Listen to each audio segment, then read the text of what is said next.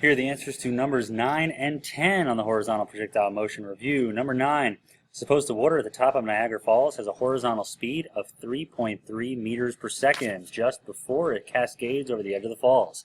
Given that the drop is 173 feet or 53 meters, what are the components of a person's velocity and how far in the x direction has the person traveled when they hit the bottom if they were to ride over the edge of the falls on a rack? So we're looking for the displacement in the x direction. We're also looking for the velocity of the person in the x and the y direction when they land. So where do I put my numbers? The velocity in the x direction is 3.3 meters per second because they're going over the falls horizontally. In the y direction, the displacement is negative 53 meters because the displacement is downward. The initial velocity is 0, and the acceleration is negative 9.8 meters per second squared. First thing we're going to find is the time. How long does it take? That way we can solve for everything else, because we don't have enough information here to solve for the displacement in the x direction, and we could solve for the velocity here if we wanted to first, but we'll do the time. So solving for time, I'm going to pick the equation without Vf in it. So d equals v naught t plus 1/2 at squared. V naught is 0, so this term goes away. dy equals 1/2 at squared. Solving for time, I move the 1/2 over and divide by a, and that gets me 2d divided by a. When I plug in my numbers, that's 2 times negative 53 times negative 9.8, and that's going to be 3.29 seconds. Now that I have the time, I can solve for the displacement in the x direction, because we only have one equation in the x direction for constant velocity motion, and that's d equals v times t. Velocity was given at 3.3.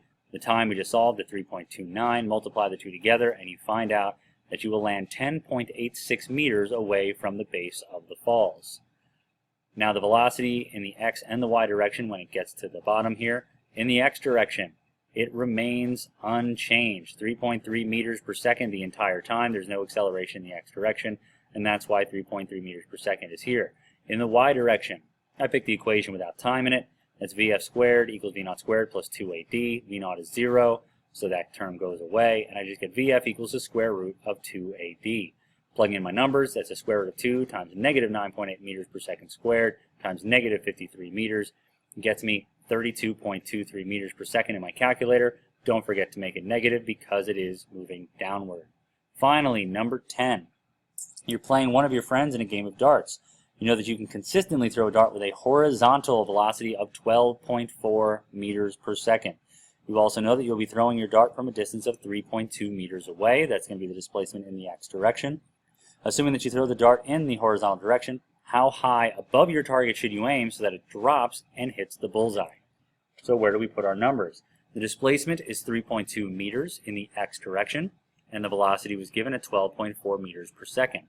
In the y direction, the initial velocity is 0, and the acceleration is negative 9.8 meters per second squared.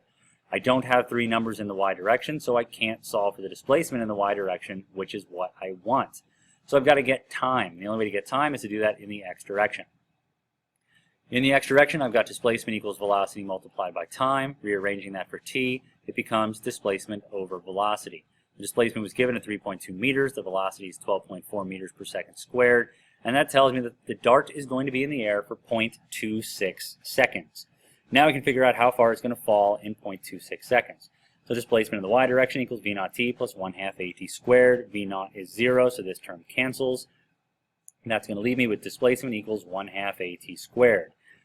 Plugging in my numbers, I get 1/2 times negative 9.8 meters per second squared, multiplied by 0.26 seconds. Don't forget to square it. And that tells me that it's going to fall 0.33 meters during the course of its flight. So if I aim 0.33 meters higher than the bullseye, I will hit the bullseye every time.